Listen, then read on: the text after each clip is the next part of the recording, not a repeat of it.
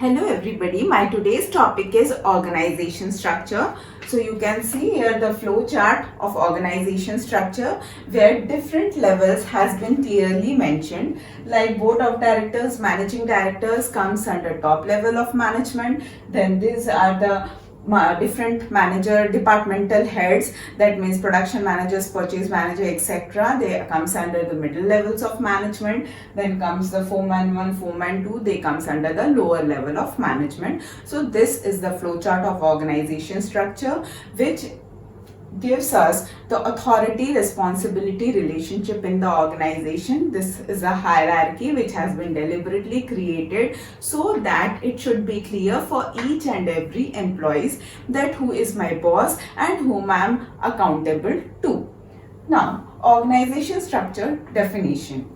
It refers to network of job positions. So you can see the network of job position here. Everybody is in their own job position. So a network of job position has been created where responsibility and authority has been assigned to them. Responsibility and authority are the things which are correlated to each other. That means the person has to create a balance between authority and responsibility. The boss has to take care of it. He has to give the responsibility and then he has to give proper authority to the person so that the work can be achieved. So here you can see the production manager has more authority and even he has more responsibility as compared to the factory manager. So thus every bit in the organization structure is clear, so it gives us a clarity. Now next point is span of management. So span of management refers to the number of subordinates that can be effectively managed by a superior. That means that how much subordinates one person can manage is known as span of management. Let me give you an example. Like a foreman or a supervisor can effectively manage, suppose 50 workers. So in that case, 50 is the span of management for that foreman or supervisor. This is known as span of management. Now, my next topic is need for organization structure. So that means why this organization structure has been created. What is the need for this organization structure?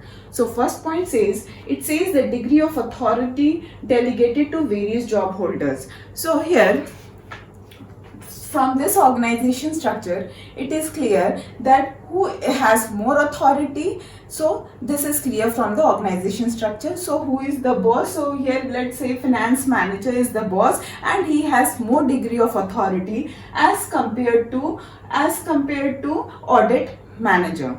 So my next point is extent of responsibility created among the employees. So how much responsibility or how much job is assigned to the subordinate, that is also clear. So he is the boss and factory manager is the subordinate. So how much responsibility has been created? He is accountable to production manager, but foreman is accountable to him. So everything becomes very clear. Then next point is benefits. So first point is allocates authority responsibility. So yes, superior subordinate relationship has been created. So this is one of the benefit and the person is clear about his job and how much authority he is having in the organization.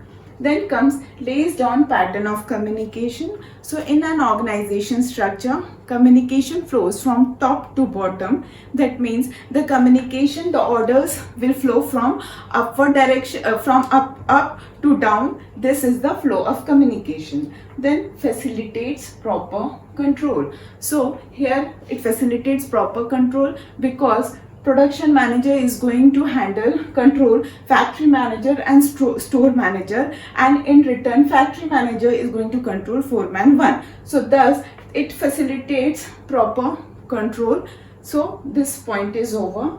The fourth point is it facilitates growth of the enterprise. Suppose in case the organization is growing, then organization structure without any disturbance, a new department can be added and more job positions can be created, more people can come and work. So it facilitates growth of the enterprise.